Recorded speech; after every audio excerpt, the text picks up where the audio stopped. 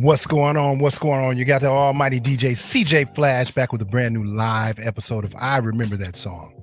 Here to tell you all about it is the man, the myth, the legend, Mr. Jerry Dub. Mr. Jerry Dub, indeed. Dominant someone is CJ Flash. How are you, brother? Fantastic, brother. How you? I'm fantastic, but I'm trying to get better. You know, it's still hot out here in Bay Point, so I got on a little summer shirt. I know it's the end of September, but I'm gonna make it work. Okay, all right. I didn't get to wear it when I went on a cruise this summer. I didn't get to put it on for whatever reason. Is that like a cruise shirt?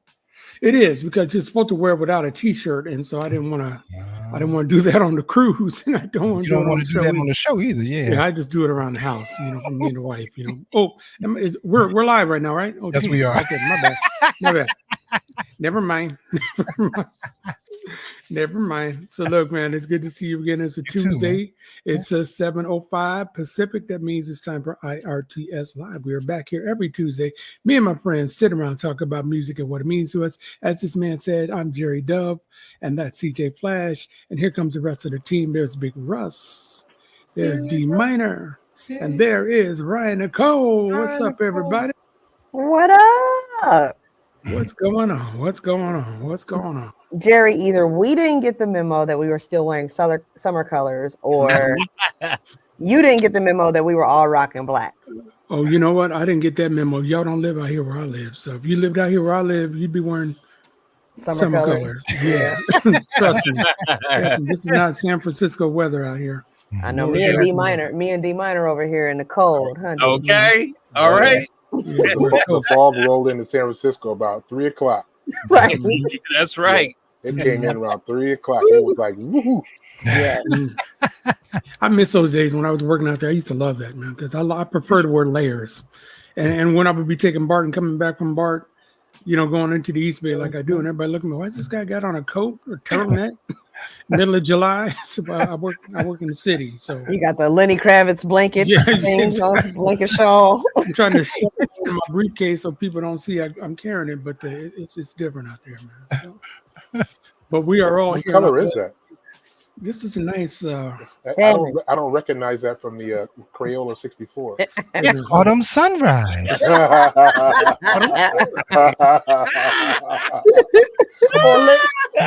Orlando, you like it? It's autumn sunrise. I believe it's called orange. I don't know. It's just orange. Not that fancy. It's just orange with some gold going through it. It's not that deep. Anyway, what you do to your hair? Oh, Jerry, you knew you weren't gonna live that down, right? I know it. But again, do I look like I'm concerned? I know you don't care. I know you don't. I'm about to take the T-shirt off and let y'all see it. He is secure. He is wearing a sheer autumn sunrise button-down shirt. Okay. You heard what he said. He already threatened to take his T-shirt off. Right. No. Nipplegate. Thank you. That stopped him, didn't it? That stopped it. All right, well, look, before he runs away, maybe we'll better bring our guest on before he logs out real quick. You know, just in case he's having second thoughts about it. You know, tonight we have a great guest. This gentleman here, right there, David Garibaldi. He was voted the 46th greatest drummer of all time. Of all time. He was a long-time member of Tower of Power and co-wrote some of their big hits like What Is Hip, Down to the Nightclub, and Oakland Stroke, and a whole lot more. So many hits by this group, so much more to talk about with our guests. Let us bring in DG. We'll call him DG from now on, Mr. David Garibaldi. How you doing, sir? You guys are entertaining. You guys got a thing going over there. Don't let them drag you. See, what's happened in the past is some of our guests will watch this little banter that we have and think they're going to join right in. Yeah, get in there, DJ.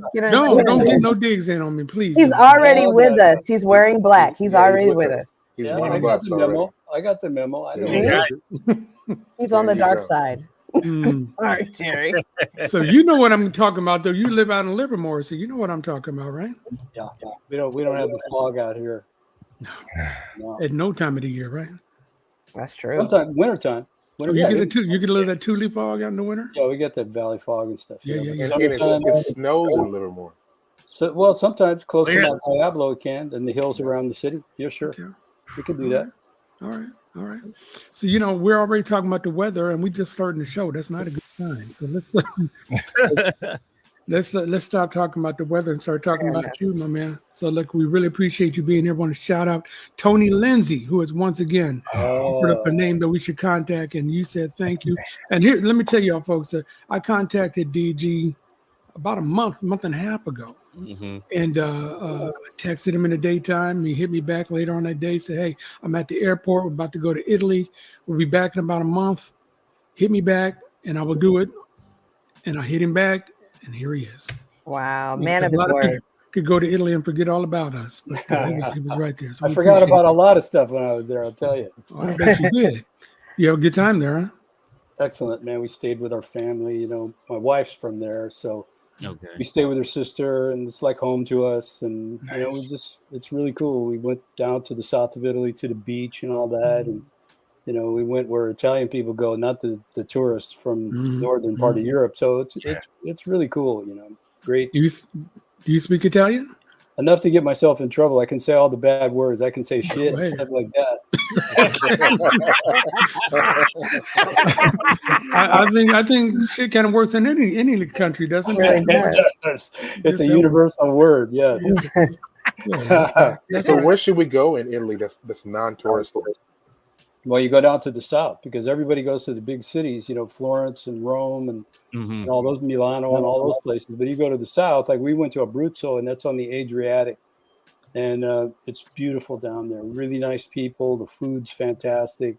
And the water is really warm. It's not Caribbean kind of warm, but it's very warm and very pleasant. So, but it was hot. It was like a humid blowtorch. Wow. Incredibly hot. Wow. Okay, scratching that off. Sorry, I can't do that. What was the hottest?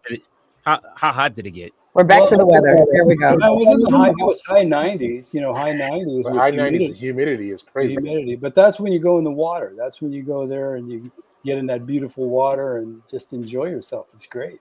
I thought they were off season for us. I thought Europe was off season. Like if it's, no, not in the summertime. Okay. August is where the whole country kind of goes on vacation. Yeah. They have a holiday there called Ferragosto, and it's a big deal, so everything shuts down pretty much. August, everybody's out, hanging out and relaxing. I love that. We were in Sicily in May, June, sometime back then. Yeah, and I didn't know that they had, like in Spain, you hear about siesta, but in Sicily, they shut down at. And so what is that called in Italy where they shut down from like I don't know what they call it, but 1 o'clock, 3 o'clock? It's like for lunch. Lunch is the big meal. So the stores close in the afternoon and then they open up later in the afternoon. You saw that. The big cities don't do that. The small communities, a lot of them do. Because that's tradition. A lot of moms do that also. It's called wine o'clock. Exactly. As the drummer would say, boom, boom. Yes, exactly. I was in Jamaica and they shut it down. They shut down everything in Jamaica for like 2 hours in the middle of the day. The water. I mean, you have to time your showers to make sure you don't. They turn the water off. They turn the water off and everything. Wow. And that sounds like a bill situation. That's a bill paid thing. Being the ugly American, you're going down there like, where's my water? What the hell? Hey, don't worry, man. Don't worry. So anyway. All right, no more talk about weather, okay? Okay. All right. The only time we say something hot is when we talk about my shirt, dog. That's all we don't talk about. Ryan Nicole, you want to do your thing and welcome the folks? Yes, I will welcome the people to the show. Good evening, good afternoon, good morning, wherever you are on the globe. You're with us at IRTS Live. So glad to have you here with us, whether you are joining us through Facebook, YouTube, Instagram, X, formerly known as Twitter, or some other site, maybe soultvwatch.com. We are just glad to have you. We are really, really glad to have you here with us, joining us today as we have a new guest, DG David Garibaldi. So you guys know what to do. We always have a few rules of operation. If you could subscribe, depending on where you are, right? Let us know your name in the chat, and please tell us where you are from, and then finally share with a friend. Like, subscribe, name, location, share with a homie. All right. Thank you. Thank you very much. Thank you very much. All right. So David, I'm going to go back and forth with David and DG, so pardon me, but I got to talk about your airports background. My dad was in the airports many, many years, so I'm a very proud airports brat. And I know in your bio it says that you were not only in the airports, but you were with the airports band. I was. Oh, wow. Talk about that, bro. Talk about that. It was an Air Force field band. It wasn't one of the, the big headquarters bands or anything like that. It was an Air Force field band. They had really nice band program at the time. And so it was, all these young guys. It was during the Vietnam time. So a lot of people were getting drafted and going in the military. So to avoid the draft, I enlisted in the Air Force and ended up in the band. And it was a great situation. I learned a lot. There was a lot of really terrific players from all over the place, all these young guys.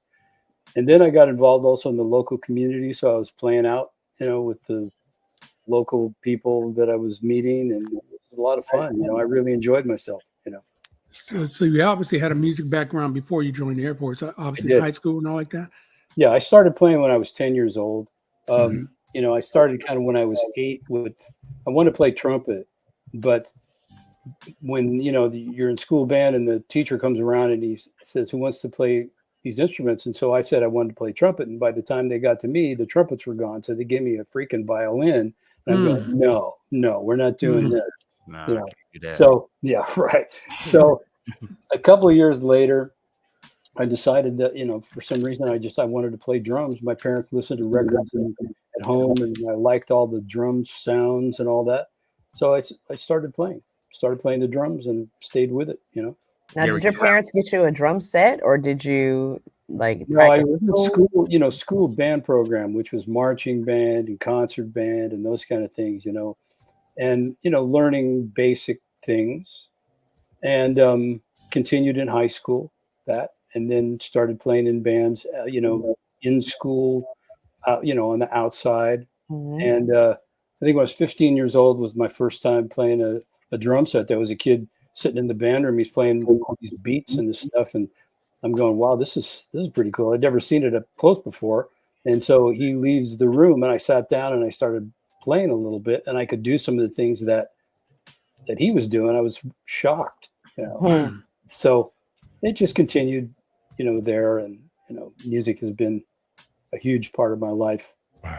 Wow. Did you ever get around to playing that trumpet? Never did, but I love trumpet players. When I was with the Tower guys, those guys, they were some serious trumpet head people, and so I always liked to hang with them because they were really hardcore. They like to practice and all this other stuff and say stupid stuff to each other and all that type of stuff. I won't use the other word, you know what I mean? Just say it in Italian. You're fine. Exactly. This shit. Universal language. Hey, so we a month or so ago we had another recommendation from Tony Lindsay on another great drummer, Dennis Chambers, was on, and so I was like that, and we had John Paris on from Earth, Wind and Fire. He's been on with us too. So we've had a few you drummers on. So those are my friends there. Those are good. That's guys. good. I'm glad to hear that, because that would have been awkward if I had brought it up and can't stand it. But I want to ask you something I did not ask them. Now, I don't know if you're a sportsman or not, but I was talking to CJ, and I was thinking that a drummer is kind of like a catcher in a baseball game, because everybody is in front of you. So are you kind of like the leader? Are the drummers ever the music director, or is it always the drums are responsible for kind of everything that goes on in the band in terms of selling the music. I mean, if you think about it, if the drummer's bad, the band is bad. You can have players in the band who are really good, great singer, but if the drummer's not happening, the music's not happening. So, drums have a lot of responsibility, in terms of keeping things in the right space all the time, tempos, emotion, that kind of stuff, So the drummers got a big spot, a big responsibility in the ensemble. I agree. I also feel like drummers set the tone in terms of like obviously the volume and the texture of the show. As a vocalist, I have a drummer who is heavy-handed, heavy-footed. I really can't do my job as well as I'd like to do my job. And I love a really good deft drummer who understands, like, you know, sometimes we got to take that down. I don't have to do as much. I'm not the lead person in this moment. I was taught to, you know, to let the music tell you what to do, you know. So all my teachers, you know, told me about that. You know, the music will always tell you what to play. It'll tell you what volume to play. It'll tell you everything that's going on. And so, you know, just like any conversation, you know, the key component of the conversation is listening. And so, you know, if you're a listener, you're going to have really great musical interaction with, you know, your bandmates. So CJ Flash, you're the 46th best drummer. CJ Flash is the 47th best drummer. I saw it on the list. Not even close. He's on the list. Not even close. You look really close right there, next to to be continued. You missing a couple of zeros, like maybe 5 or 6, so 4700000. But I have a question for you though about drumming. So probably maybe 20 years ago, maybe a little earlier than that, you started to notice that drummers would have a plastic screen around that. Is that the drummer's choice or is that the lead singer's choice? Good question. I think it depends on the situation you're in. You know, those you know, barriers were.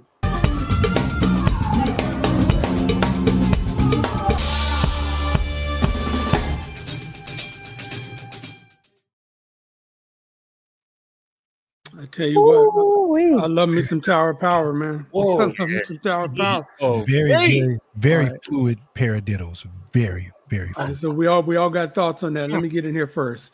You look like you were just doing it so easy, man.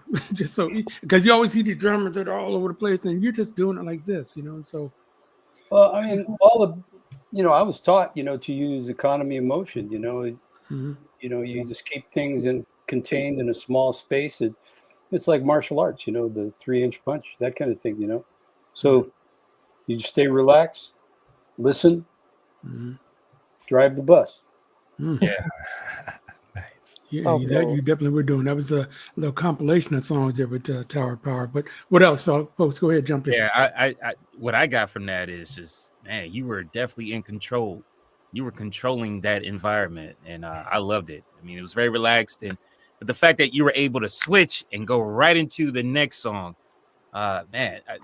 Well, that's, you know, that is kind of like a Tower thing, you know, like we would do all these medleys, and so there were certain songs we wanted to play, and we didn't have time in the set list to do everything, so we would just do medleys, and then we would, you know, kind of make them as musical as we could with cool segues and all these other things, and you know, it worked really cool, you know. So it was always fun to do that. Excuse me, Mr. Garibaldi, I have a bone to pick. Uh-oh. There's so many songs that you have. I will tell you this, as a DJ, there's a Tower Power song that we love that you guys never play live. Rock Baby. You never, ever play it live. Why is that not in the set? It's such a dope song. You know, I don't know why we never did that one. And I agree with you. That was a cool one. You know, we never did. We did that with, I think, McKinley Jackson, I think. He produced that stuff. That was a great song. And so just there's, I mean, you know, the show doesn't miss anything except for me. But me. It's just what, and Damien. Because it's just one of those jam, as we say on this show, a jam. And it was a jam. Yes, sir. Never play it. Yeah, we never did that one really live, you know, other ones, but not that one, you know. Sorry. You could pick from so many. What I got from that video is all the polyrhythms. So I think next to the piano, drumming is one of my most, it's the instrument that fascinates me the most, because it's really the matter of, like, you know, rubbing your belly and tapping your head and running at the same time. I'm so fascinated by that. And so I ask every drummer, how do you manage doing that activity alone, and then above and beyond that, managing the polyrhythms within that? Well, you know, I loved big band music when I was growing up, I liked Count Basie and all that stuff. I idolized Sonny Payne. I went to see him play with Basie here in the Bay Area, here in San Francisco when I was a kid. And I loved all that stuff, but I also loved the beats and the funk and all that, the Bay Area, Oakland, all that. So with Tower, I just think about it like I'm playing in a big band, but it's 16th notes. I play the arrangements. I compose parts to, that make the arrangements work. And, there's two things in the music. There's orchestration, where it's just composed parts. You play the same kind of parts most of the time that fit with that section, or it's improvised. And so there's a part of that has a blend of those things. It's mostly orchestrated music, but the improvisation part comes in some of the turnarounds and different things like that. In our band, the rhythm section or parts was a really big deal. Everybody understood their role in the ensemble. It's just not a free-for-all sort of jam. Everybody had parts and kind of a design when they played the songs, a spot that they were supposed to be in, and had the discipline, to do that. So that was part of our thing, is everyone had a role. Playing with Rocco for all those years was pretty amazing. And then Mark, who took Rocco's place after Rocco, passed and all that stuff. I mean, another killer player, man. Right on. Okay, we're going to get into paradiddle. What did you call it? Paradiddles. Yeah, what the is that? paradiddles. It was the stroke that he was playing. Certain Well, it kinds was similar to it, but so paradiddle is a rudiment, right, left, right, left, left.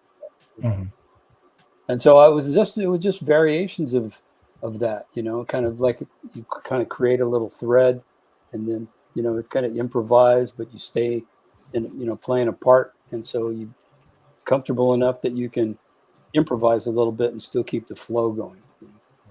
So much math. That's what it is. I love it because my son is 10 years old, and I bought him a little drum set, of course, the kind that you could just play in your cans, because I can't deal with the noise in the house. But it's not gonna last long, I'll tell you right now. If he keeps playing. I already know. I'm like, okay, I'm gonna have to outfit this garage. But what I know for him is that he's learning measures at the moment, and there's so much opportunity in those 4 beats. And what you're talking about, that right, left, left, right, left, so on and so forth. There's so much that you've exploited in those paradiddles that CJ talks about. Well, it's a basic part. It sounds like there's a lot of stuff going on, but it's a basic part. If you were to listen to it again, there's a thread and a theme that goes through the whole thing. And because I'm playing on that bell, it kind of breaks it up a little bit more.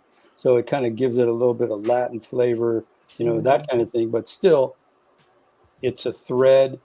It's the same kind of part. You change little things as the things go by. You put a note in a different place.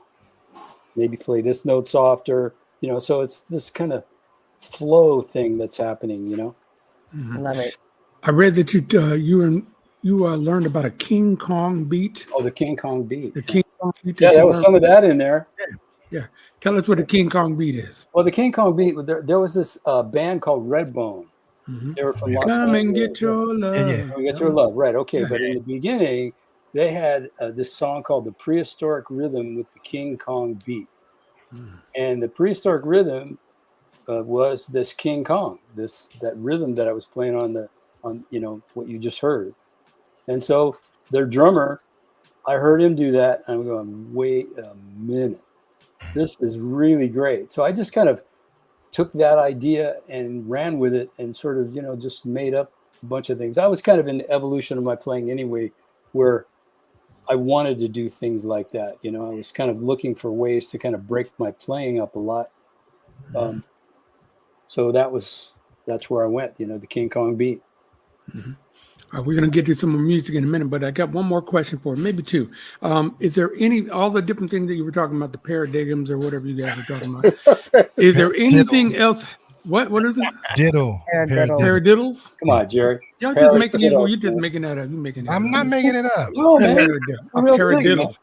A paradiddle. Okay. All right. But you're number 46. What do I know?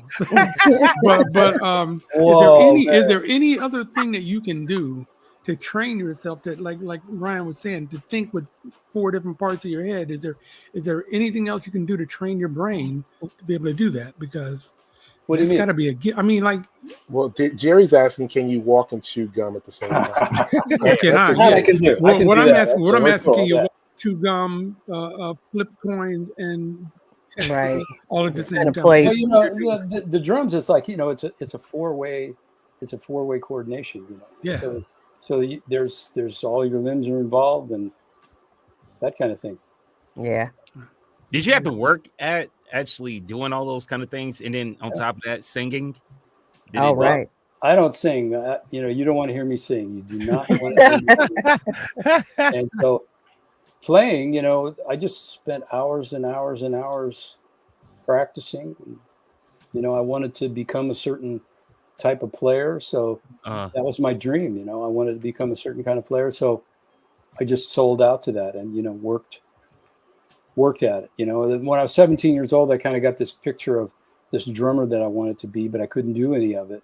Mm-hmm. And so I just kept working. And then, you know, thank God I was able to become a member of the Tower of Power, that was like my university, you know, like my school. I learned so much there, you know, and had freedom. I mean, incredible freedom. Nobody was telling us what to do. No one. We were only telling ourselves what to do. Yeah. And so, you know, that was such a great experience, you know, to do that. You have a creative experience like that, you know, because if creating is where you really learn things about yourself, where the lessons that you learn really are really learned.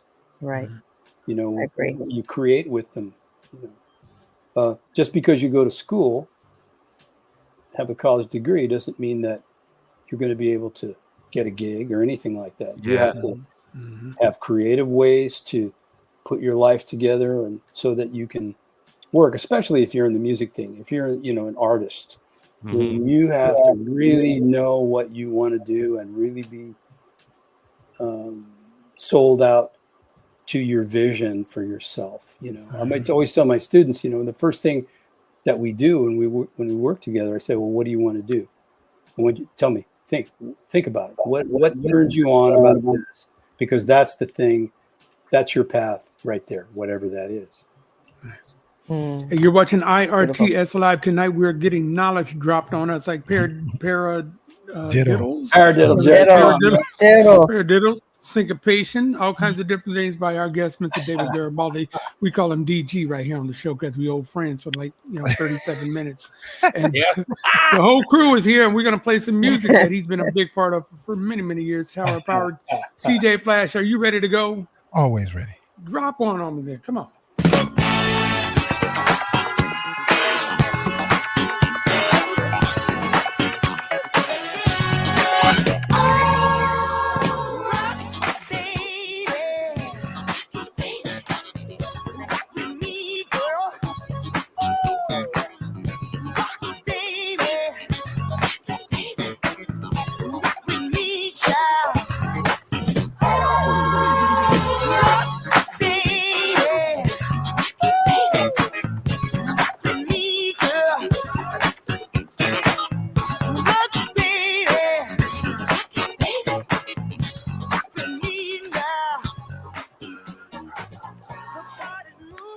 There you go, Russ. Now you happy, Russ? I'm very happy. I love that song. I haven't heard that one in a long time. That's cool. Shout out to Michael Jeffries. He did that one. Michael Jeffries, yes, sir. Yeah, man, love that song, man.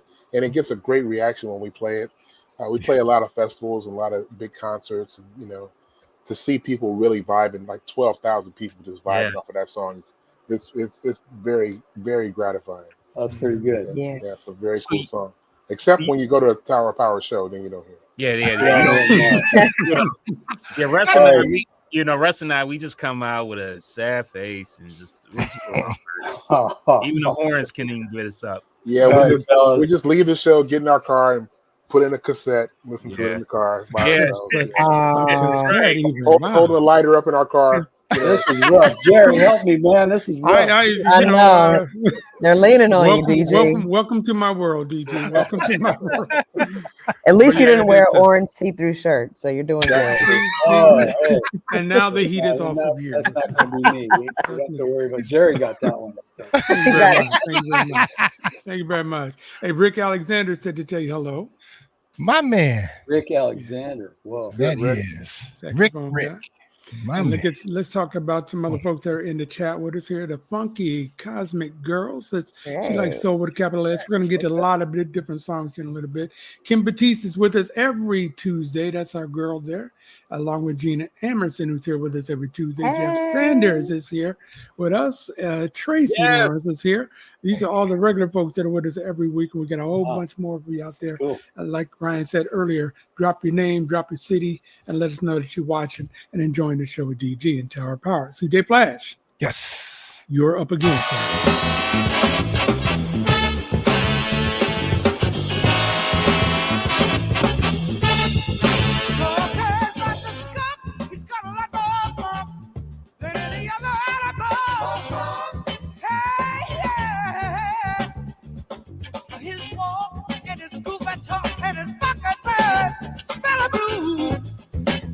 Yes, they do. We drop as a skunk. Drop as a skunk. We drop as a skunk. Drop as a skunk. Who's a skunk? Who's a skunk? Who's a skunk? I skunk. Drunk as a skunk.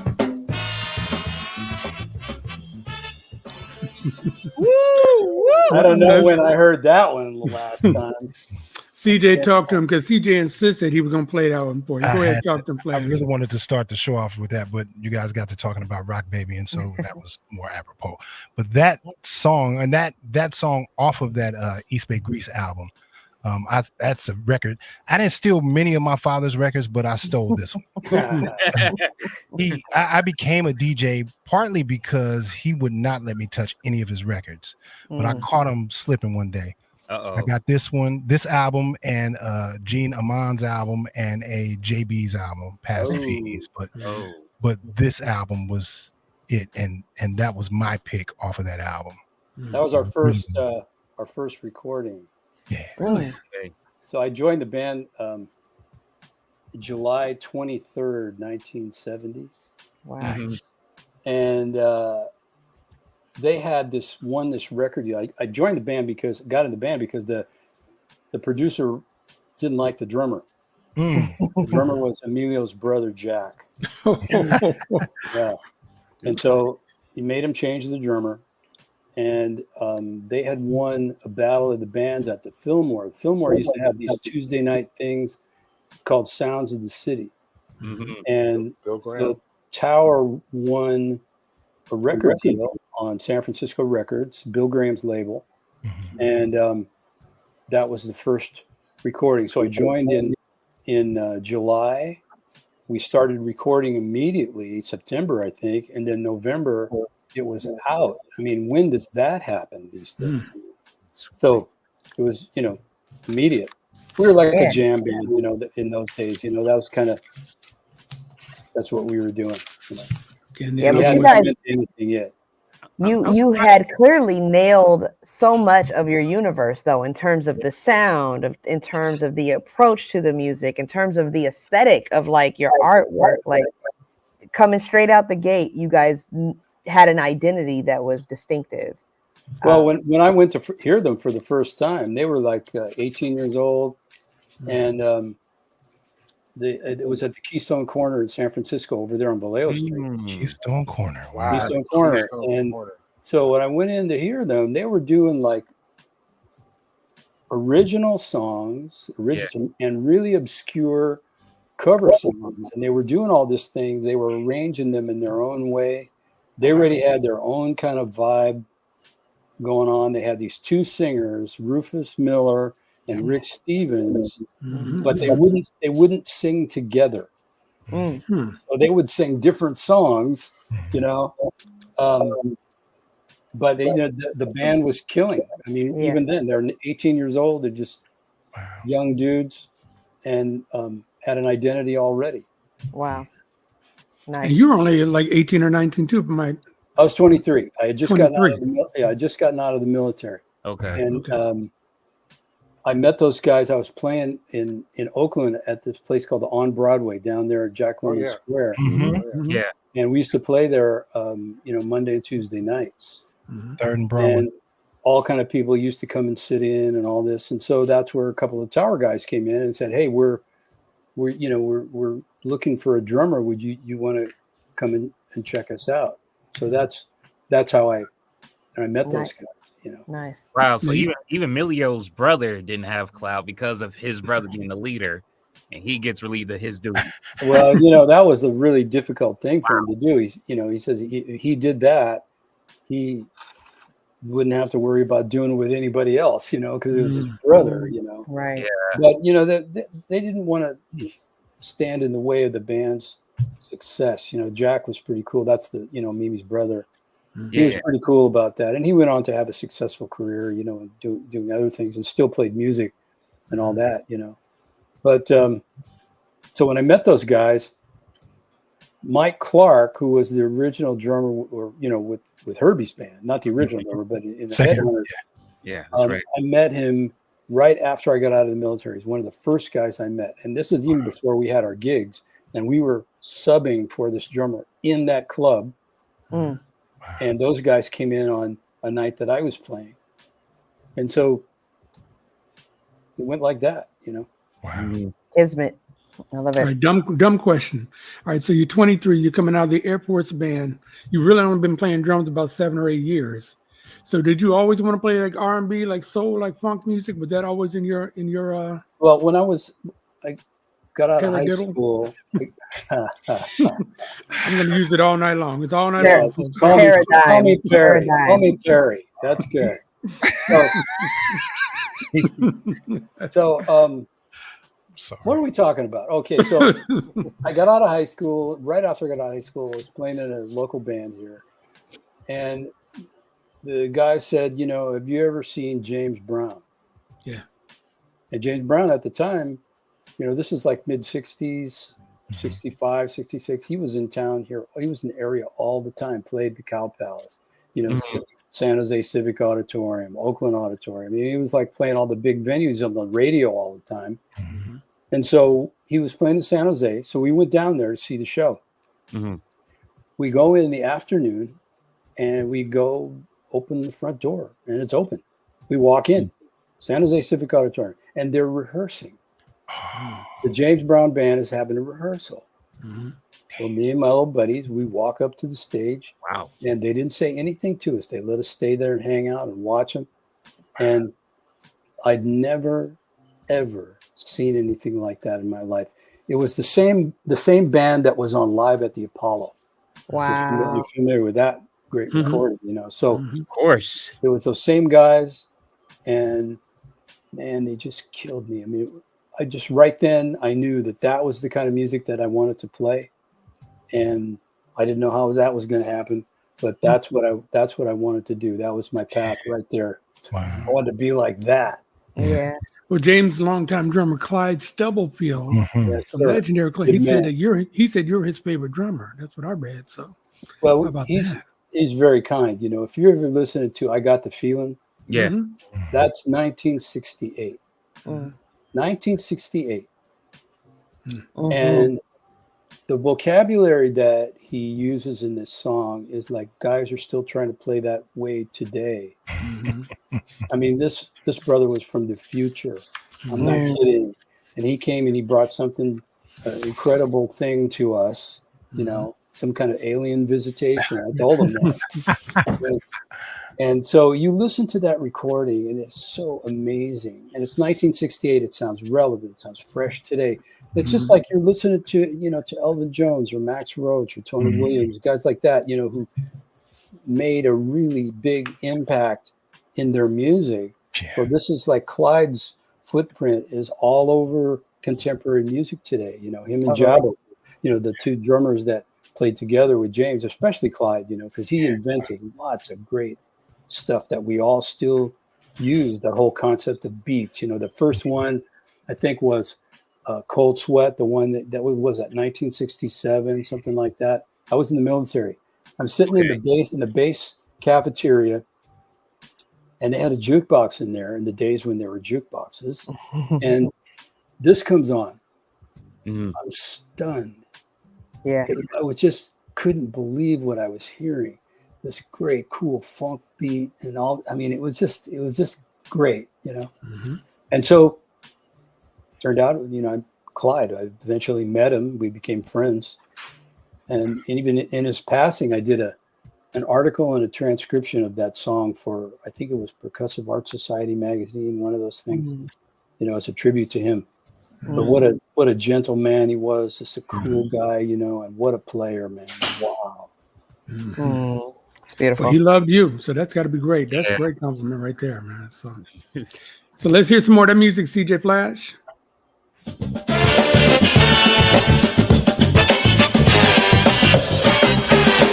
You got your box bell, you walking out that door.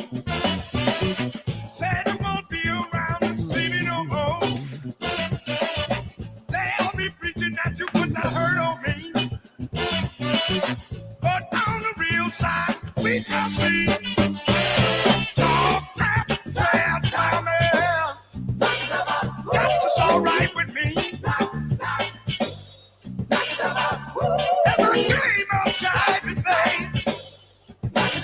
Trying to tell you that for modern time. But don't doubt what it's your way today. Knock yourself out from that East Bay Grease album. Rufus Miller and Skip Mesquite, the saxophone player, they were roommates at the time. When I first met them, they lived at some crazy little apartment in Oakland. And they're making their music and all of that, you know. Can if I may ask, we know the horns is such a big personality in TOP. We understand that, and then the singers, of course, like Rufus, like Rick, and Edward, and Mike, and of course Lenny. But would you say musically that the band kind of evolved around you when it came to certain sounds and maybe arrangements and things like that? Well, we would build arrangements around beats. We would do that. You listen to On the Serious Side or Oakland Stroke or any of those kind of things, you know. I'd come up with these crazy beats and we'd build music around these things, you know. So the rhythm section was kind of the fabric of the rhythm was a really big part of our music, you know, and continues to be.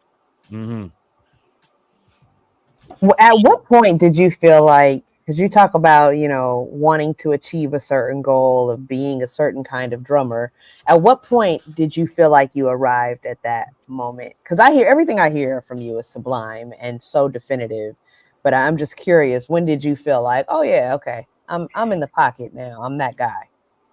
Never. I'm sorry about that, but no, never. I mean, I'm still trying to get there. I mean, you know, the picture that I had of myself when I was 17 years old, I'm still trying to make that happen, you know.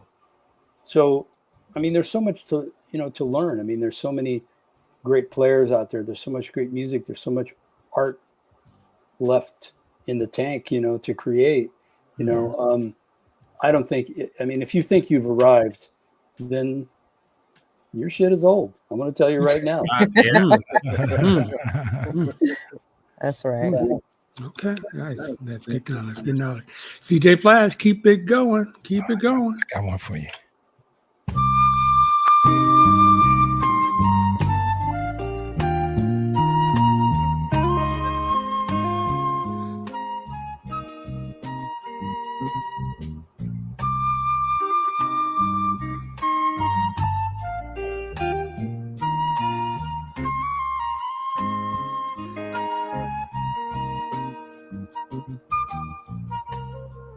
When God made you,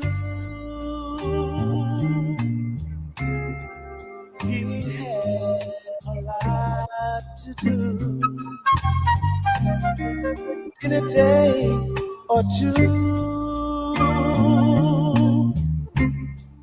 you were my dreams come true. So searching out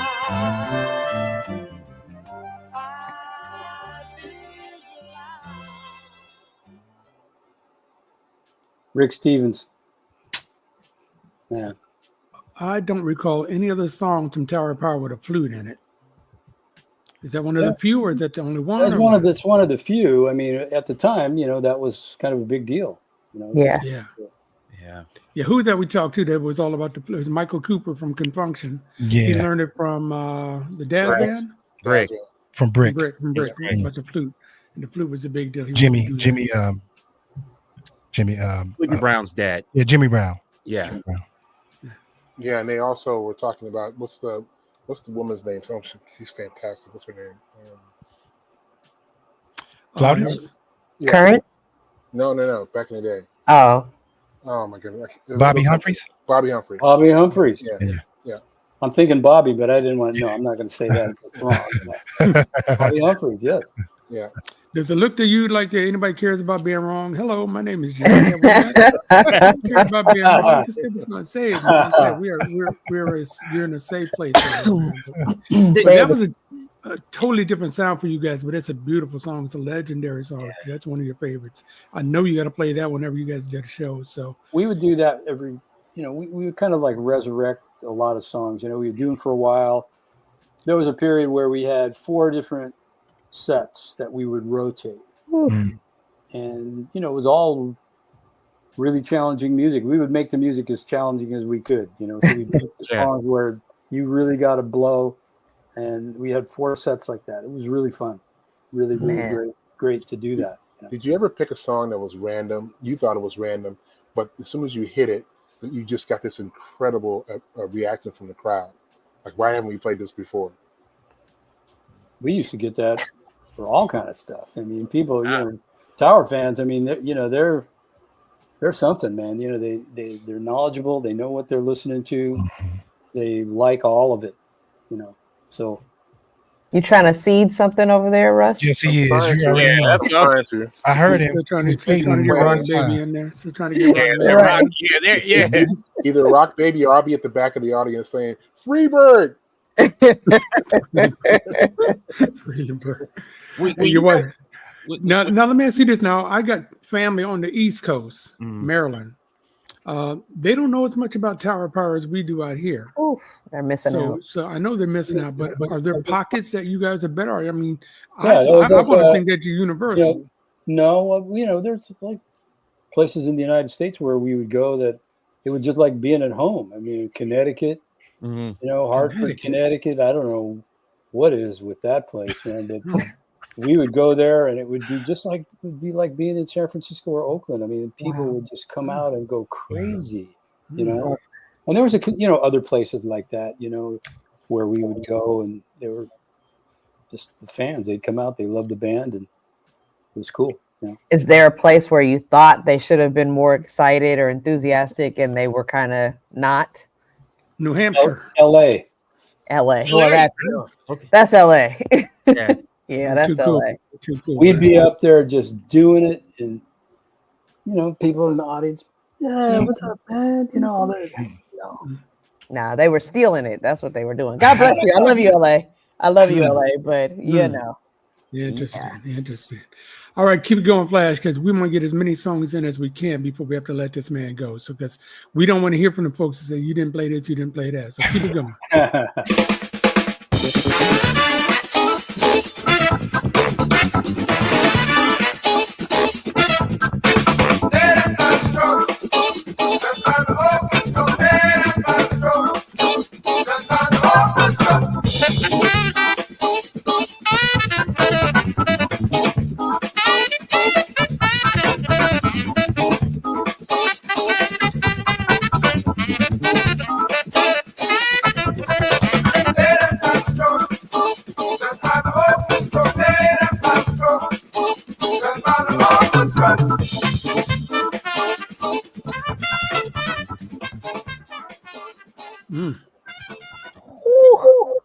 Now you co-wrote that one, right? Yeah. Well, that one, that groove, we had that one kind of, we've been fooling around with it at rehearsals for a long, long time before we actually even recorded it. Mm-hmm. And so we had done Back to Oakland. We did it in Seattle, Mm-hmm. and at K Smith Studios downtown Seattle. Mm-hmm. And so I did all my tracks and I went home. Mimi and the guys, they stayed up there were doing horn overdubs and all the other stuff that had to happen. So Mimi calls me and he says, we need one more song. And we didn't have one. Mm-hmm. So he says, you got to come up here. We're going to have to put a song together. So on my way up there, I'm thinking, well, what about this beat? This beat might be something really cool that we could build something off of. So I brought it up there and we tried it and it worked like 10. We kind of did an arrangement, let everybody take solos and all that stuff. I remember with Rocco, Rocco was kind of a really interesting guy because when he was playing the bass, he was playing the bass. When he wasn't playing the bass, he wasn't playing the bass. He could care less. Mm-hmm. And so he had a real instinctive way that he played. So I played the beat for him. I said, Rocco, listen, where those two open hi-hat things are in the middle of the groove, don't play. And then all the rest of it, you just kind of play what you want and see what happens. Because he didn't want me to tell him how to play. And so I had to use psychology and all this other stuff to get him to play stuff with me.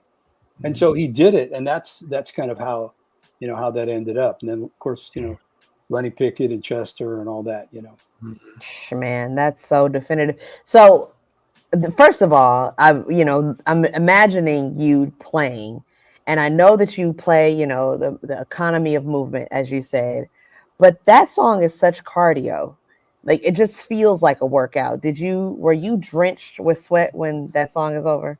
I'm sorry, no. No? I'm so cool. I'm so cool, girl. This is not like, HIT training, it's not that, Yeah. Really, I mean, it's just something that we played and that was it, It sounds way more rigorous. It really does. It really well, does. there's a lot going on, tower style, so. Yeah. And I love the way that you guys incorporated Oakland. You always brought it back home. I mean, this cover here is iconic.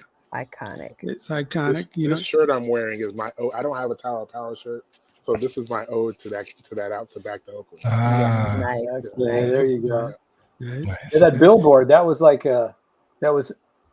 right in that spot, but the city or the Caltrans or whoever it was, they wouldn't allow it to be the same color as one of the signs, the highway signs. It was a billboard.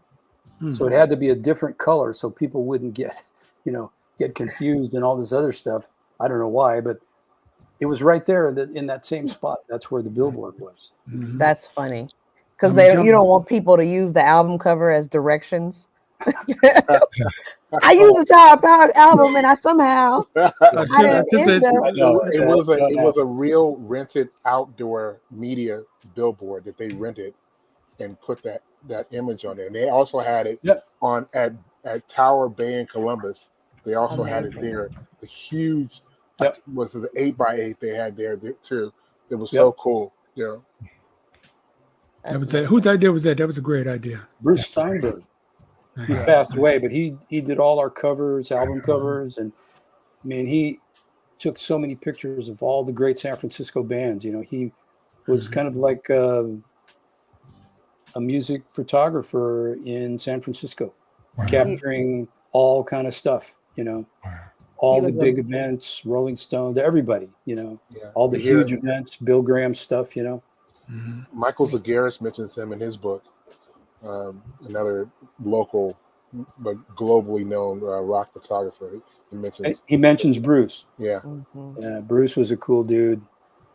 Really he was a branding genius for real. He was because I think he did that Doobie Brothers cover too, the one Living on the Fault Line and all that. I think he had something to do with that as well. So he was a talented guy.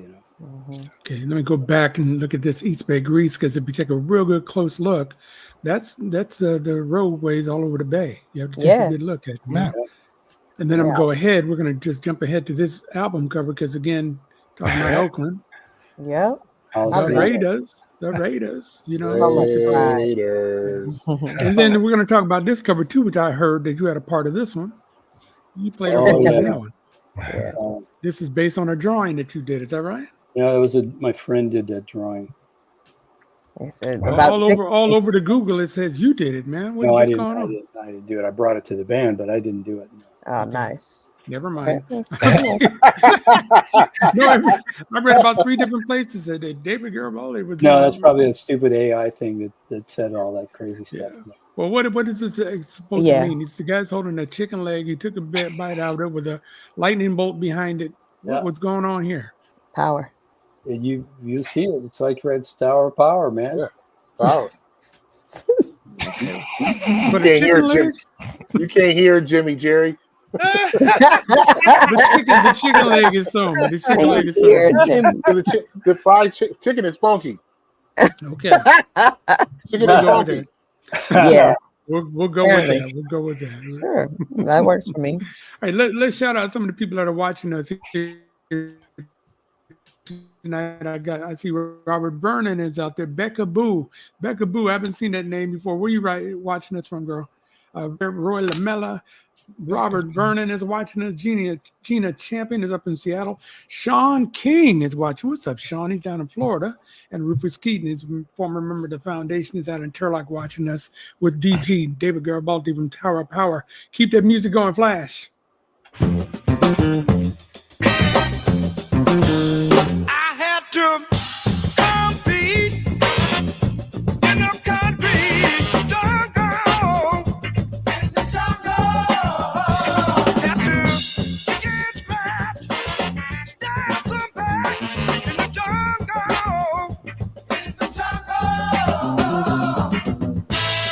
At first I had the honest dream. In the dice roll too.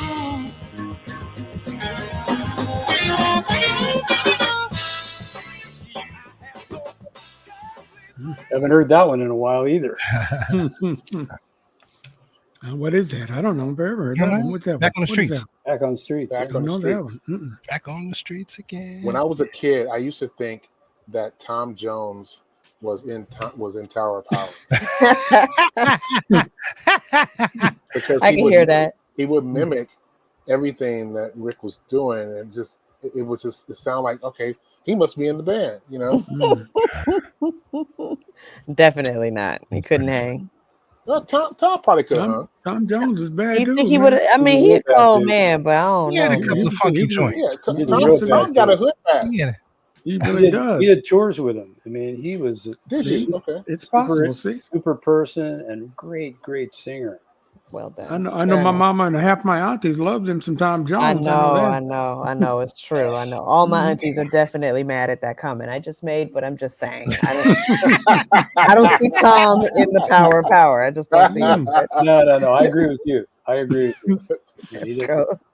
But you could open for him though, and that's as close as he could get though. But I used to hear that voice as a kid, and I was like, because he would have that same tone in some of the songs that he would do. It's because he's also, as a little kid, he had a variety show. Yeah. So I would see him on TV all the time. So he was omnipresent. So it just was, as a kid, I guess I was just making that connection. I hear it. That's okay. All right. Shout out again to Jay Rizzo, Lynette Johnson, Washington's watching us. Keep it going, Flash. It's Saturday night and I'm just hanging out, looking for a place to party. I jumped into my ride and I hit the road, 'cause there's only one place to go, down to the nightclub. Ooh, the women be ratchet, they're ready and to the nightclub. We go bump city, sitting by the dance floor, checking it out, watching the man with the fast feet. Got the hippest legs and the bad boogaloo, the big old bag of tricks. Down to the nightclub, You can get what you want if you know how to find it. To the nightclub, ooh, we be slick. Ooh, the people be bumping. At Bump City. That song was only like 2 minutes, 28 seconds long, something like that. Real short song. It was short. Yeah, it was a short one. You said, love that song, man. Love that song. Now I'm looking at your face while you listen to these songs. Yeah, I was What's gonna going say, through your mind? because he's not. It looks like he's not happy, and then all of a sudden he'll hear something and he'll No, smile a little because I bit. haven't listened to these things like those versions. Mhm. Like Nightclub, we did that a bunch of times over the last few years. We would do different versions of it, Mhm. and so we were always rearranging things and all that. So to hear some of these things, I mean, especially off the East Bay Grease record, I haven't listened to any of that stuff, man, forever. Is it taking you back? It does, yeah. Yeah. It does, absolutely. Makes me think of all kind of stuff, Mhm. I can see it in your face. Kim Batiste says stank, stank, stank. Says Kim Batiste. Say it in Italian, David. Say it in Italian. No, okay. But that was a hit. Nice and clean. Who did your production too? Because all your stuff is really clean. Well, it depends on which record you're listening to. Like that one, the Bump City record, we did that in Memphis. Okay. And so Steve Cropper, who played on all of that, Stax stuff, he was going to be the producer. But he was having some sort of contract dispute with Stax. So he could not have his name on the project, but he was there at the studio every day. So his engineer, Ron Capone, he was the one whose name went on the record, but they were both there. Steve was there with us, throughout the whole production. So Nice. he was really, historic. Yeah, he's another bad dude, man. Yes, green onions and all of stuff that. on snack. Yeah. My dad used to love green onions. That was his jam, man. But the open on that and just your drumming on that one again. Now that we know that you're very relaxed and all like that, that's very cool. So let me ask you this about the relaxing. When you watch other guys drum, and you see them doing all this and going to all like, it's like my two DJ brothers here. When you see the DJs that are doing this and they're pretending like, and I asked them one time, what are they doing? They're not doing nothing. They're just acting like they're turning knobs and pushing buttons. So when you see that, do you just look at them like, young man? I mean, you're gonna need those strokes one day. It kind of depends. I mean, I think about this kind of a weird kind of a way, because to me, it's just all art. And so if somebody, it's art, no more, no less. Somebody wants to wave their arms and, do all this other crazy stuff that they want to do, that's cool with me. I mean, what does it sound like in the music when you close your eyes? Does it sound cool? Right. Right. So they can jump around all they want and do all the stuff that they're going to do, but does it sound cool with the music? Does it make the music move? Right. Speaking of young men, is there anybody or women that you're checking for that are new, or newer, that are great drummers? Nate Smith. Oh my God! Oh, Nate. Nice. Nate is ridiculous. I love that cool record that he's got out, that Pocket Change record. Yes. That's kind of like a new take on an old concept, loops and all that stuff, and he's a good dude. He's really, really cool guy. We had him on the Stick People podcast, Nice. He's just cool, I love it. Nate was here earlier this year, I think, playing with Zoe. And they're coming back in December. Oh my God, I can't wait. Yeah, he gets around. I mean, he's got a really great reputation. Sounds really good all the time, Yeah, I love Very his consistent. stuff. Very consistent. Yes, I love his yes, stuff. he is. It's funny you mentioned, and I'll say this and then I'll stop talking, but you're one of the few musicians that I hear, and drummers in particular, talk about the instrumentation as beats. And that really resonates with me as an MC, as somebody who is in hip hop. That's what we call our music. That's what the producers call the music, is beats. And I've heard it frowned upon before as a reduction of the orchestration that a musician is creating. And so I'm just curious about why you elect to call it beats as opposed to it is what it is. Because it is. I mean, it's beats. I mean, all the different things that I did with Tower, all the different sections of songs, those are all like beats, different beats. I mean, I love the thing of beats. When I went to listen to James Brown, there wasn't a fill in 150 miles. They would just play these beats, and they would play these long ass grooves that just went on, and the time wouldn't change, and it would just create this thing, and it was beats, Yes. I mean, it was so hip, man, I want to do that. That's the thing I want to do. Yes. I mean, I think it's, really, I mean, it's really the foundation of all kind of, contemporary music is that, beats. It really is. Indeed. I know we have lots of music to get to, but I do have a question. Can you learn a pocket? Yeah, sure you can. Yeah, so you, when you first start out as a young drummer, you don't really have that. You know how some singers have perfect pitch, and that's their tool that they use. Now, I guess there are prodigies when you're young, and you instantly have a pocket, but a pocket can be learned. Yes. Okay, I wasn't sure. Never knew that. I just thought it was something inherent. No. I mean, it's different for everybody. I mean, the music that you listen to influences the way that you play time, influences the way, your input influences your output. Right.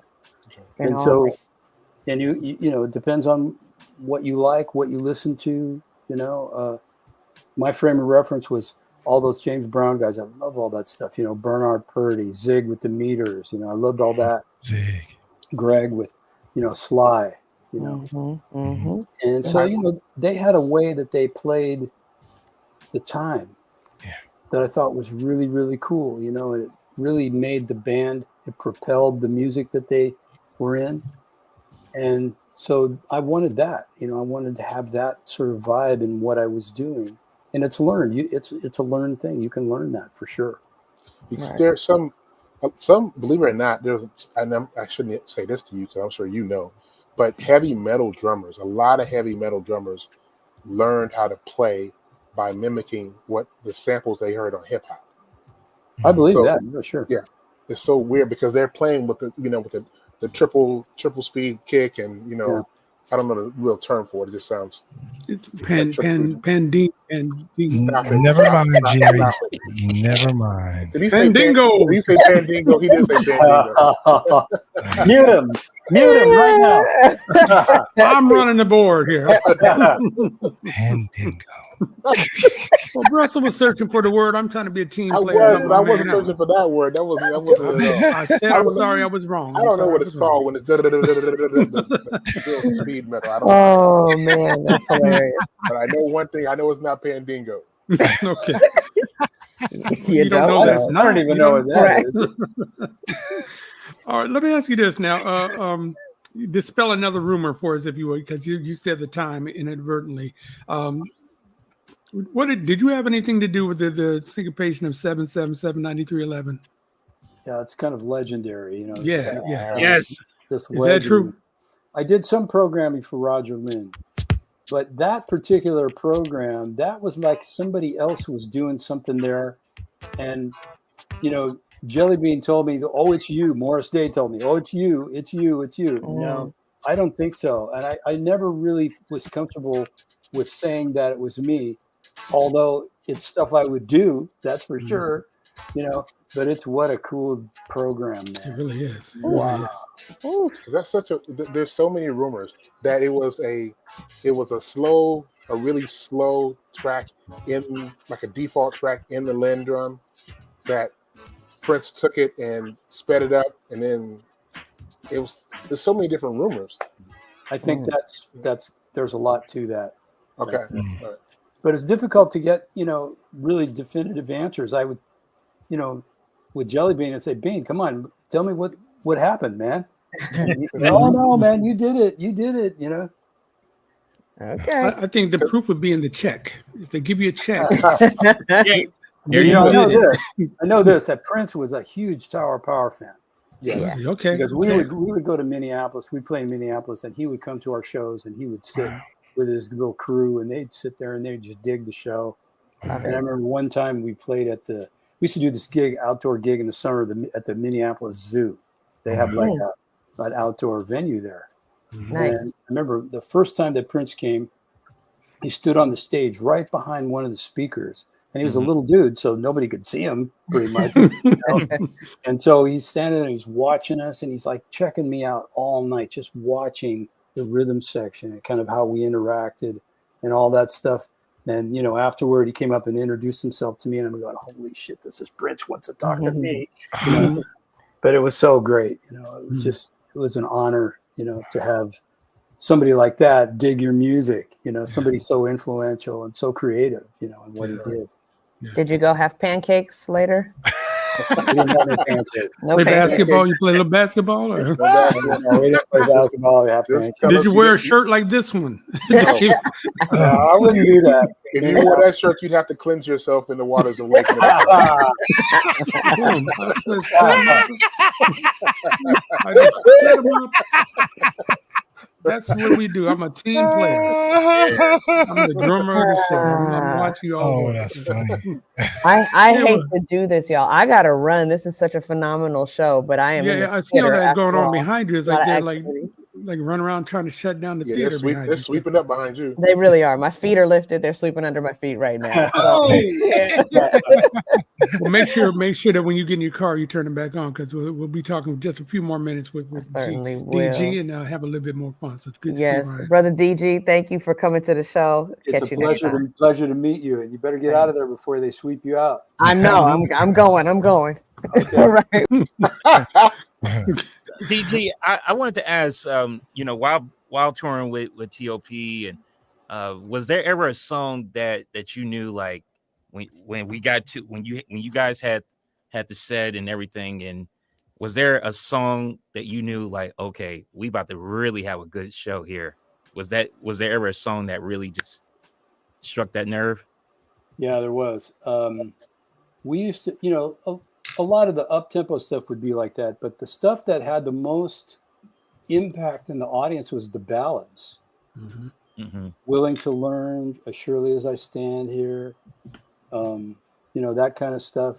Just when we start making it, you know, from the Back to Oakland record. Oh yeah, that's. And so we would do those songs, and we would, they would become performance pieces, and they would really showcase the band's dynamics and ability to play, you know, musically. You know, it was just, and it was really, really fun to play, because we would add all this stuff to it. And then after a period of months and weeks, you know, the songs would evolve and they would become performance pieces, and they were so fun to play, you know, and the audience would be just spellbound sometimes, you know, the way that the vibe was, you know, it was really, really fun.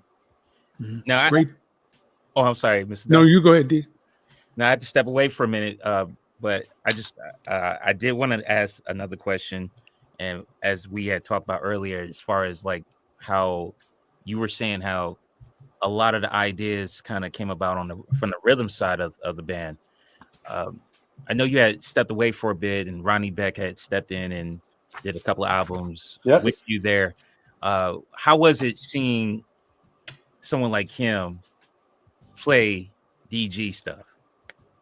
Well, you know, that's kind of a hard thing, you know, to say, really. I mean, I just appreciated all the guys that were doing it. I mean, they were doing their best. They were playing the gig, you know, and they sort of had to play some of those songs. And even though stylistically maybe they weren't there, they still had to address those songs. I mean, if you're going to play in Count Basie's band, you better be playing Count Basie music. Right. You better be playing like Sonny Payne and, you know, that kind of thing. Yeah. So that's kind of like they were, you know, had a lot of pressure on them to do that sort of thing. I think that a drummer that really I thought really did it well was Herman Matthews. You know, he's subs for me a lot. Have done that over the years. He was in the band for a long time, and he's one of those kind of guys. He's like a chameleon. You know, he can make himself sound good in a lot of different situations, and really made the band sound really good. Different than me, but that's cool. You know, because he made the chair his own, which I thought was the smart thing to do. You don't want to go in and copy somebody. Right on. Okay, keep it going, Flash. Keep it going. You said something about balance.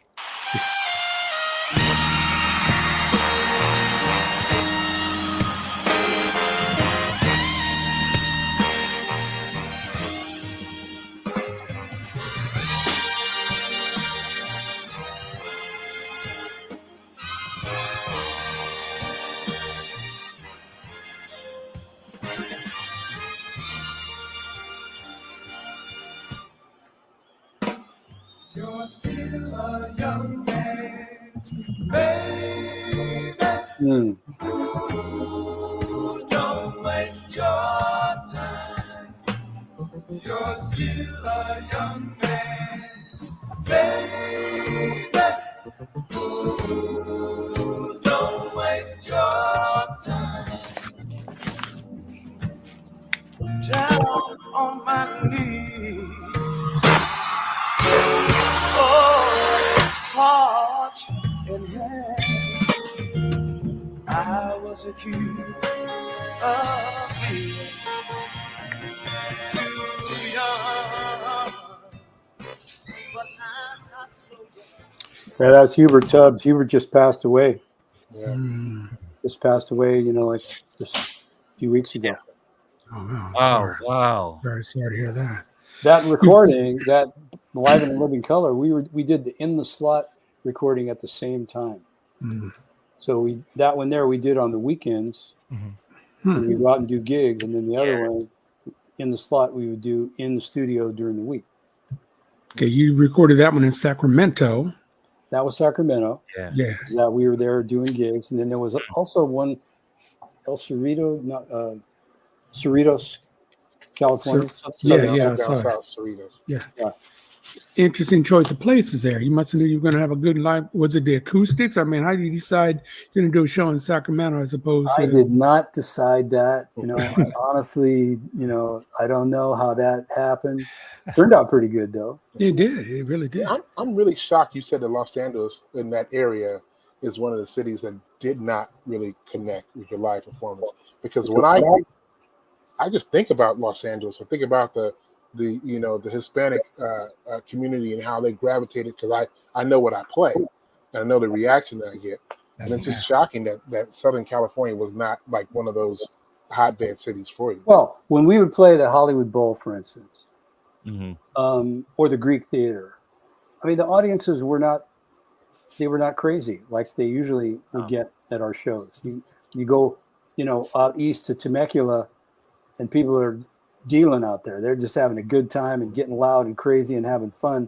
It's a different thing. I just thought that you play the Greek Theater or the Hollywood Bowl. I think with the bowl, and we actually are. Can't believe I'm saying this, but we've actually played those two venues before. I think that there's a disconnect at those particular two venues because there's like all the mucky mucks are up front. Everybody's so the energy you're getting from those industry folks up front is like they're doing a million different things, but everybody behind you, like follow the cloud of smoke. That's where everybody's vibing with you. Like behind those people, that's where everybody's vibing. That's what I get when I'm especially at the bowl, because you can only see so far, and in front of you is like they're just out, like they could be anywhere. Yeah. Yeah, I said, why waste this space on these people? Put some people that are going to have some fun up here. Right. Right. Yeah. That's right. I got that. Lots of lead singers with the Tower of Power. Yeah. Rick Stevens and Lenny Williams come to mind. Hubert Tubbs. Why would you guys go through them so quickly? And then is it hard to say who was your favorite? Who do you think clicked the most with the band, or however way you want to say it without getting yourself in any trouble with any? I'm not worried about getting in trouble. Singers have a short shelf life because, they get this thing called lead singer disease. Most all of them get it. And so, you guys are familiar with that. And so, it's tough sometimes, with guys. They start thinking that the world revolves around them, and there's only a few of them that really can be part of an ensemble, and really realize that they're part of a team. Unfortunately, Simple as that. But some of the singers that Tower have had are some really, really good ones. There's a really great one. I really dug him from Memphis, Marcus Scott. This guy, man, he can just sing anything and improvise and stage presence, everything. He's a young guy, really, really, really fabulous singer. But he didn't last that long for that reason. Is that the young dude that was on the that played the anniversary party, the anniversary show? Yeah. I thought he was cool. Yeah, Marcus Scott. He was cool. Now you know what? Some I guess it goes both ways because I think some lead singers is justified. Some lead singers in a group are like, for instance, Damien. So we just saw Journey. Yeah. So Steve Perry was like the guy. You know, you kind of felt like he was. You didn't feel like he was Journey, but you felt like he was one of the main components of the band. Right. Yeah. You know, so I think sometimes it's justified, but I get where people sometimes it's like we've had so many groups that have broken up because somebody says, "No, yeah, I think it should be IRTS featuring Russell Gabriel."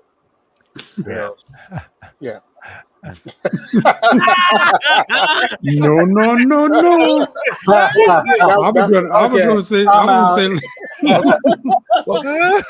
was going to say Lionel Richie, but you had to make it personal. Okay, well, I wanted to make a real life situation. But I already got the t-shirts printed up back. So okay, all right. DJ, I have two questions, and just to kind of follow up right behind what Russ said, and in your comment and what you were saying. Would you say, because I've heard that story before, a la Temptations, Felipe Wynn with the Spinners. I always heard he had that kind of issue, especially towards the end of his leaving. That's why John Edwards was like such a shoe-in, because they knew they had him on retainer. But two questions. Would you say that being that you guys kind of ran through a lot of lead singers in TOP was because maybe they were trying to compete with the horns? That's one question. Or the drums. Or the drums in this case. Yeah, or the drums too. Second question. I heard there was a story where Lenny was out the group and Edward McGee was doing this, was in the group at this time, and Lenny Williams was at a show, and he was at this show. He showed up on stage and the crowd went crazy, and I heard it pissed Eddie McGee off. Was that it? And I heard like that night he kind of like got his butt whooped by Lenny. Well, I don't know anything about that, but Lenny was super popular with Tower Power fans. I mean, any singer, his voice was so distinctive, it's so different that it's so good that whoever came after him, they're compared to him, no matter who it is. I mean, we heard all the time. We heard it for 50 years. He's not Lenny Williams. That kind of thing. Yeah. And Lenny was just a unique voice. Yeah. You guys know that. I mean, just one of a kind. Yeah. We've had him on the show too. He's funny as hell. Yeah, he's a good dude. He's a good. Needs to make what's the song he's got out now, Russ? Sorry, I wasn't. I'm sorry, I didn't know it was your mama. Yeah. And something about your drawers, leaving your drawers in the. Oh yeah, that one too. Yeah. Yeah. And would you say that some of the singers were trying to compete with you, like as a drummer and the horns, and that's why I don't think so. The one singer that we had was really, really good, Larry Braggs, and Larry was a showman.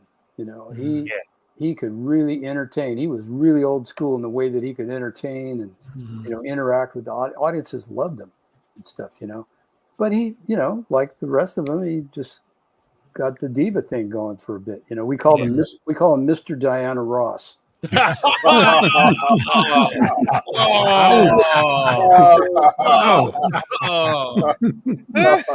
But I'll say this: LB was like a fabulous musician. I mean, he could sing, man. He would just, the energy that he put out, when we were performing. I mean, I loved it. Russell, you remember we saw him with Bob James and David Sanborn and Marcus Miller at the winery. Yeah. He came out and did a few songs to them. So I liked worked with Marcus a lot. Yeah. So I wonder how does, because this is a signature. There's a couple different things about Tower Power that makes them just such a unique sound, and I wonder how Doc does not have that diva type thing, because he is like the cult hero. Whenever Doc gets ready to do his thing, it's crazy how people react to it. Yeah. Doc's just a hippie. He's just an old hippie. You know, really. I hope he's right from the Muppets. He's kind of like that, you know. But, you know, he's a good dude. You know, he's a songwriter. That's his thing. He idolized songwriters when we were coming up, and you know, who's the guy that wrote "Our Day Will Come"? Bob Hilliard, I think. Yeah, I think that's Our day will come. Yeah. Okay. And so, Mimi and Doc. Doc wrote that? No. Oh. Bob Hilliard was kind of like their songwriting idol. So when we first played, one of the first times we played in LA, we played the Whiskey a Go-Go. And they connected with him somehow. Mm-hmm. And this was like their idol, songwriting idol. Yeah. So he was around there. I remember meeting him. Nice. All right, CJ, we got just a few more minutes left with DG. So let's get in as many songs as we can, a little bit more conversation, and let this man get some rest tonight because he's out in Livermore, still get the fan on and stuff, you know. So go ahead, Flash.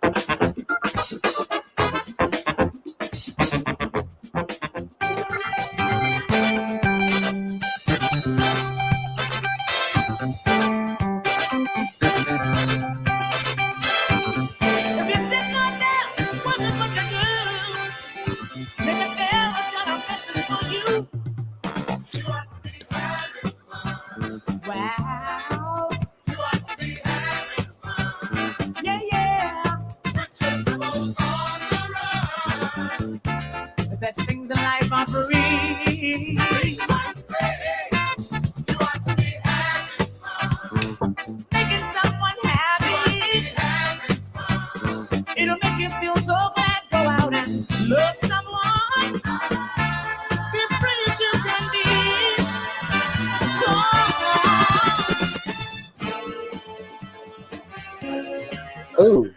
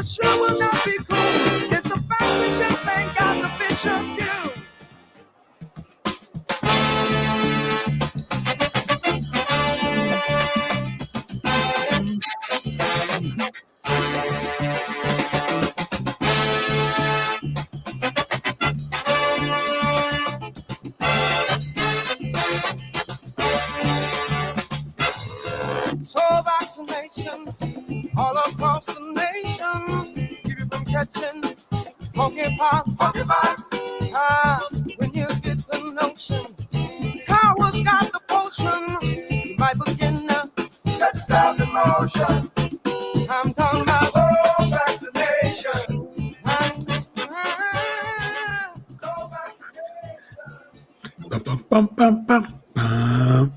Come on, man. Come on now. Come on. It don't No get kidding. It makes you make that face. You got Which was the one that made you say, ooh? What was that one? yeah. coming out of you had to be having fun. You were like, oh.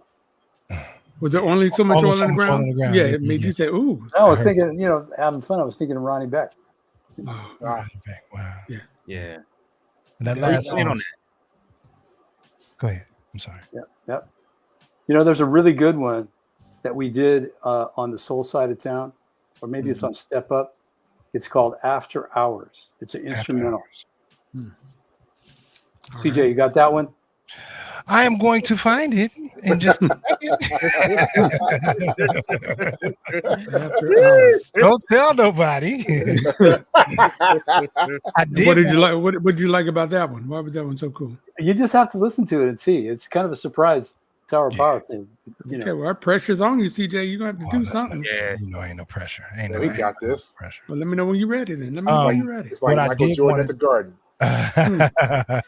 What I did want to talk about though was that last song that I played, Soul Vaccination. Mhm.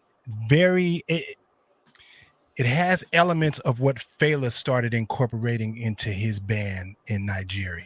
Mhm. Sounds a lot like what they were morphing into. And I believe that Fela was listening to all kinds of stuff, including you guys. So Mhm. you can definitely, if you really listen to the horns that Fela laid down, they're very reminiscent of Tower Power. Yeah. Well, that drummer that was in his band, Tony Oh. Allen. I mean, that's a bad dude, man. Oh yeah, he was a bad dude. We just lost him last year before Yeah, last. fast, yeah. Oh, he was incredible. Nice. Come on, After Hours. Where is it?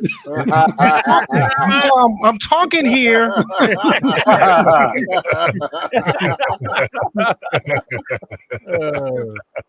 Oh got wait, you. are we still stretching? No, I mean you can talk amongst No, yourselves. no. Okay, yeah. You let me know when I'll you got let you it. know when I'm ready. You'll Okay. see my hand go up like this. What part? I want to just say real quick. I know we were talking about the lead singers and everything. One guy that I always that I appreciated, he doesn't get a lot of say, is Ellis Hall. Ellis, man. So there was a gig we did in Canada. Mhm. I think in Markham. I think it was close to Toronto. And our lead singer at the time couldn't make the gig, so Ellis did it. Mhm. And so the gig turned into kind of a clinic Oh wow. on Tower Power music. Wow.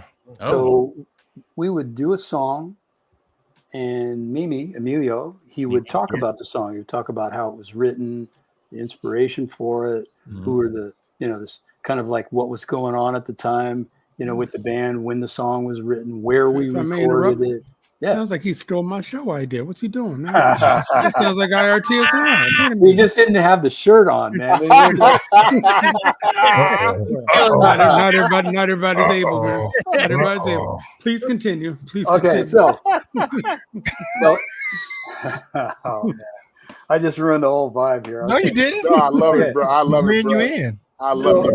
So Ellis, Ellis being blind, and not being a regular member of the band, he came in and he's winging it with songs, And so I look over, we're doing, I think maybe it was Willing to Learn, and he's got a music stand with his lyrics in Braille, and he's singing his ass off, and he's reading the lyrics in Braille, and the audience is just their jaws.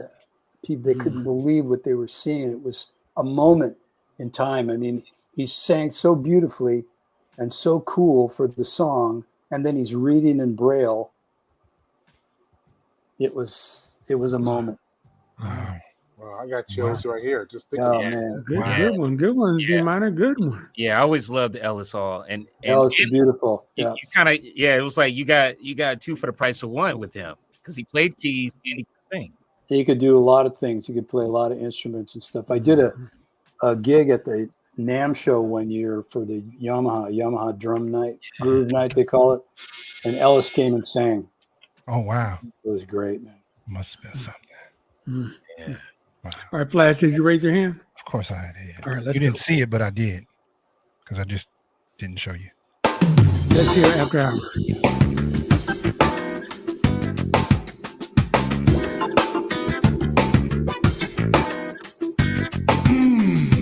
That's some sneaky funk from back in the day, like we used to play after hours.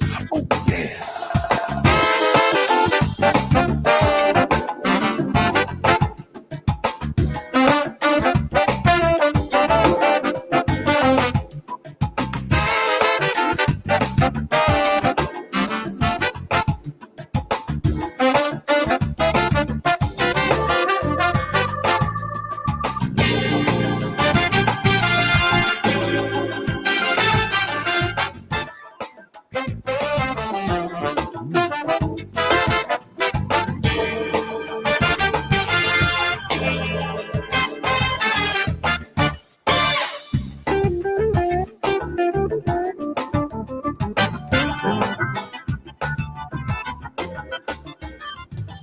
Okay. All right. Now I'm gonna have to make sure I pull up and hear the whole song. That sounds cool. Yeah, that's a good one. Real cool. That was real cool. I gotta admit, I only know this song because a band that I love seeing play live, Soul Live, did a cover of that at a show at the Fillmore, believe it or not.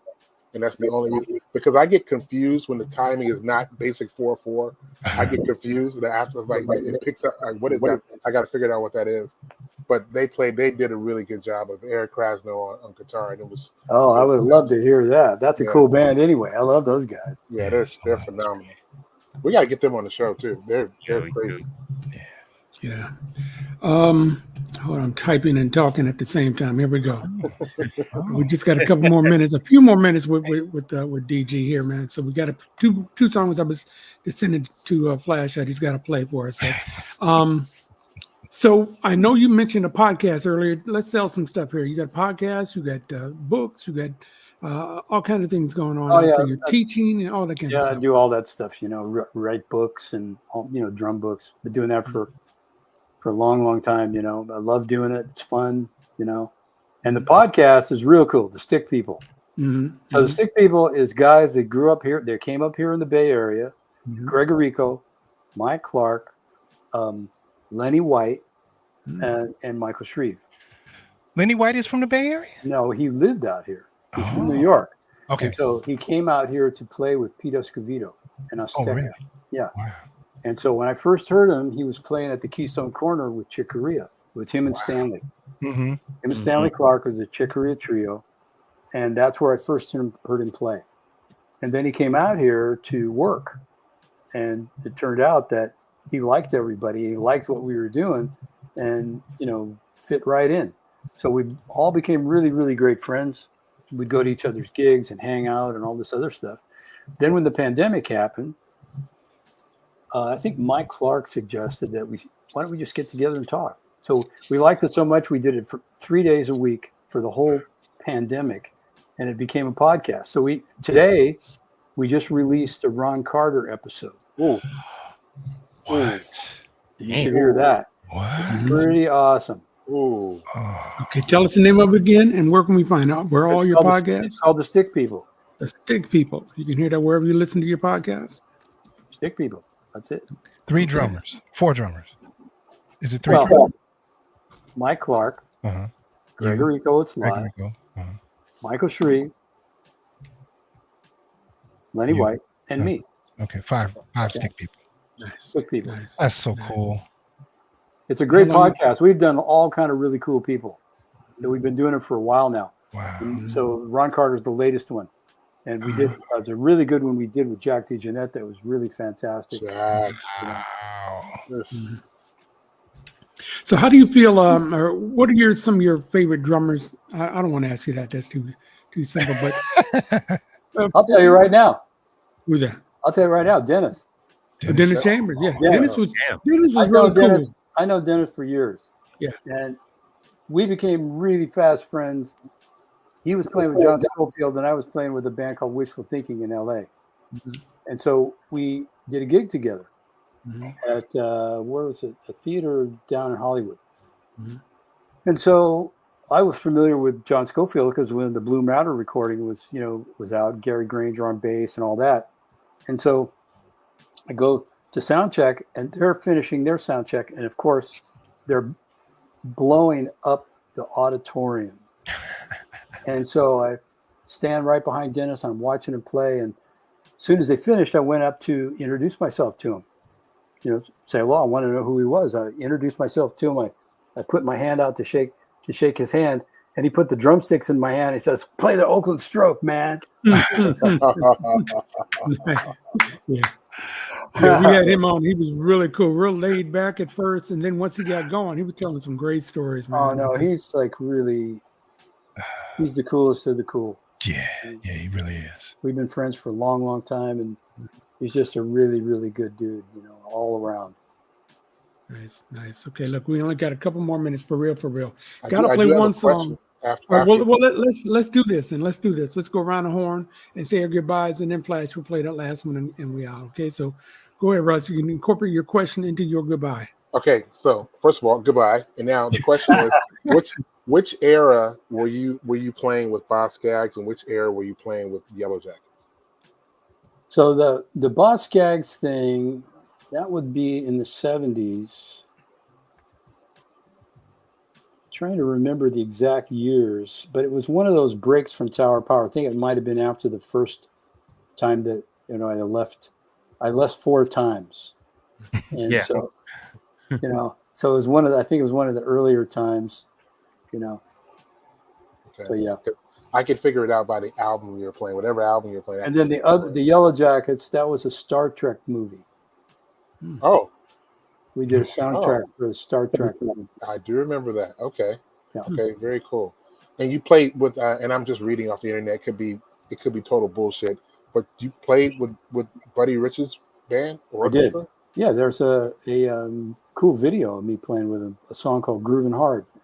So, Kathy Rich, Buddy's daughter, was inviting people to come and play with the band, and so I got invited. So you can pick any song you want in the catalog, and we'll play.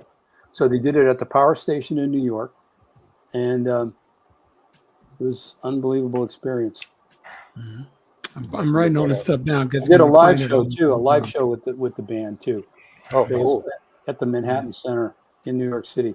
That was another really good one. They didn't do any filming on that one, but that was really unique. Billy Cobham was on it, Matt Cameron, So the guys that they liked were the ones that were the most unlikely. And so I asked them, well, who is cool in this that you really dug? And, they liked the guy from Guns N' Roses because he didn't try to play like Buddy. He just did what he did with their music. Yeah. And they were so cool about that. I mean, they're all badass guys, but they're so friendly, and they made it easy for you to play and have fun. All right, Russell, while you got the floor, say let's go around the horn, and we'll start with you. Well, I said bye already, so I'll just it's pretty cool, man. I've seen you play.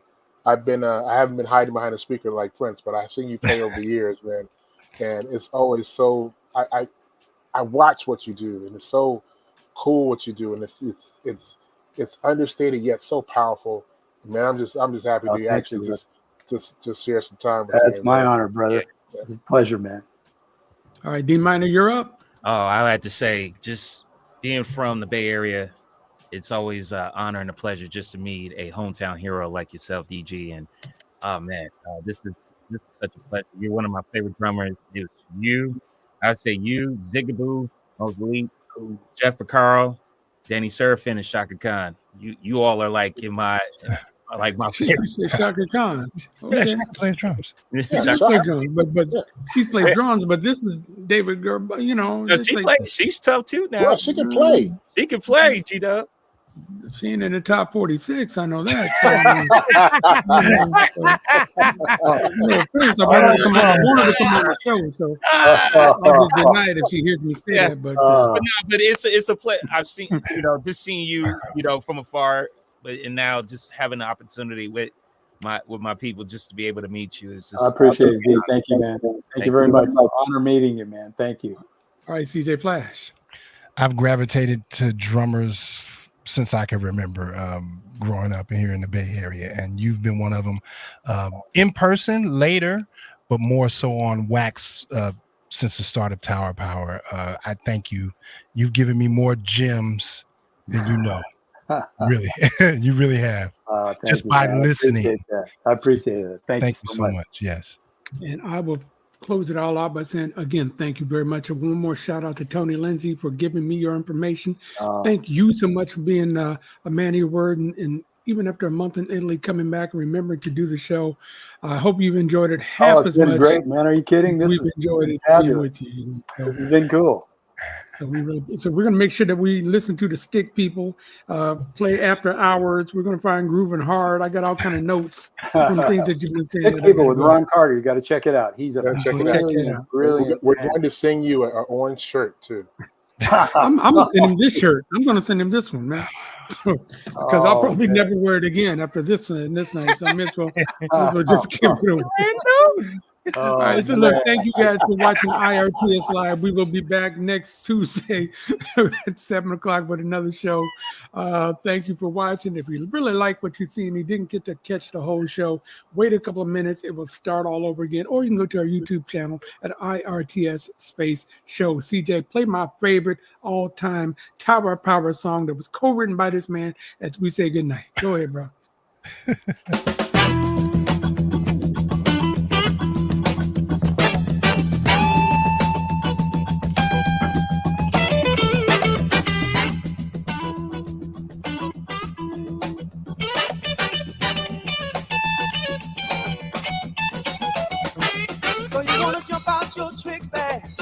Ease on into hip bag, but you ain't just exactly sure what's hip. You started to let your hair go, spend big bucks to top your wardrobe, but somehow you know there's much more to the trip. What is hip? Tell me, if you think you know. What is hip? If you're really hip, the past and the years will show you in a hip trip, maybe hipper than hip. What is him?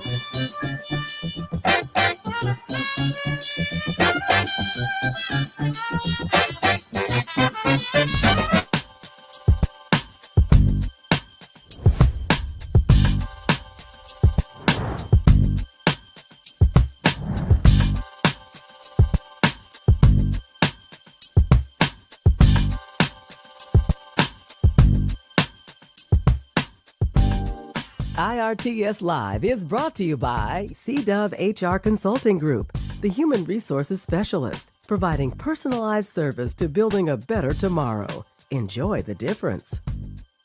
Lifelong Medical Care, offering free vaccines for everyone 12 and over. Call Lifelong at 510-549-5454 or visit lifelongmedical.org. Check out gdovedesigns.com to get t-shirts and hoodies that make a statement. Join DJs Big Russ and CJ Flash for the world-famous show live Fridays, noon to 4 Pacific. Catch them on the following social media platforms. And if you'd like to join us as a sponsor, please email us at info@irtsshow.com.